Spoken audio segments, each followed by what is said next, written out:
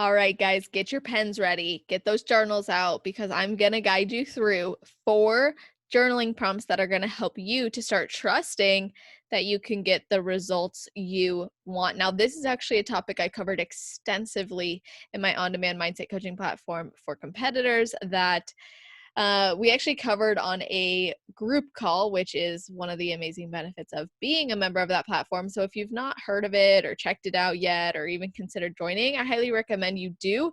It is something anyone can benefit from. I truly believe this. And I developed it so that it could be accessible to everyone. Do I believe every competitor, every person that's going to see the value in working on their mindset every day? No. But those who do, it's pretty phenomenal what happens. And I have a feeling that if you're listening to this mini-sode series or you've been listening to these episodes, you're one of those people who would really love it. And I'd love to welcome you in there, and I'd love to work even more closely with you. So anyway, let's get right into it. By the way, if I didn't mention where you can learn about that, that's on my website, celestial.fit, or you can just reach out to me direct. But here it is, trusting you can get the results you want. Now, there's a lot that goes into this, but at the end of the day, trust comes down to knowledge, understanding, faith, and reliability. Okay? And maybe you're listening and you're like, I don't know about that, but let's rewind.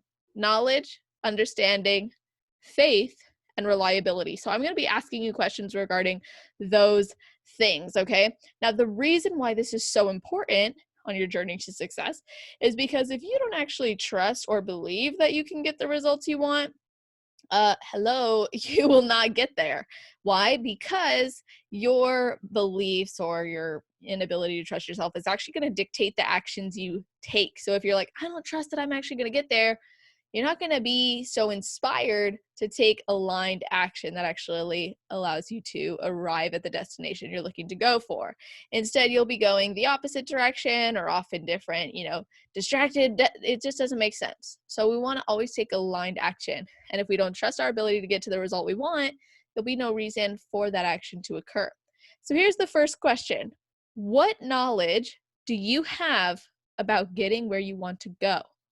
I'll give an example. If you want to be a competitor or you want to become nationally qualified, what is the knowledge you have about getting to that sort of destination? Maybe you want to advance in your career, or you want to have a healthier relationship, whether that's with someone else or with food or with your body.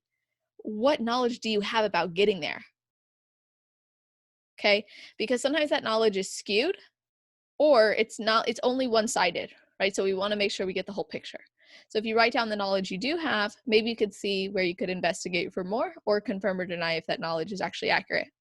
Next, what understanding do you have about yourself, your past, and your ability to get where you want to go in the way that is best for you? So if you need to pause this and go back and hear me restate it, that's great. But I'm going to explain this one.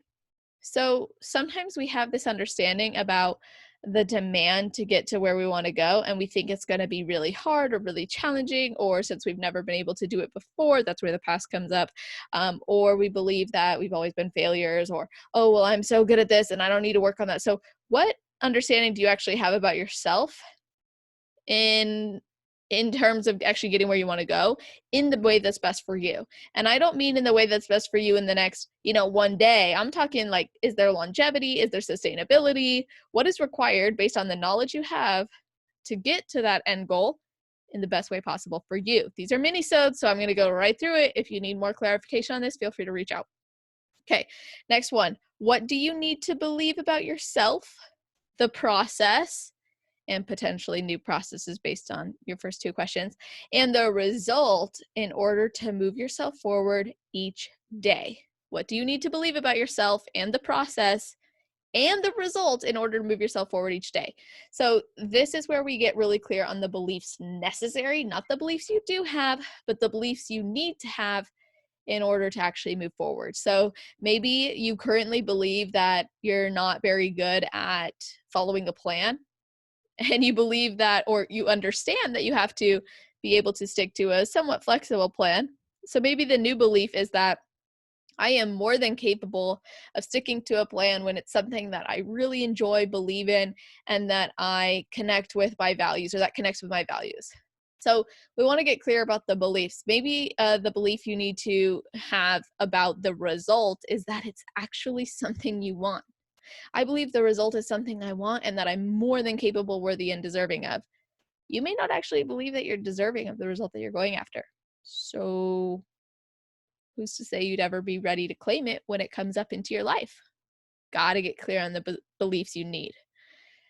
Okay, last question. How can you rely on yourself? So this is where that whole faith and reliability comes in, right? How can you rely on yourself and your plan to work or get you there?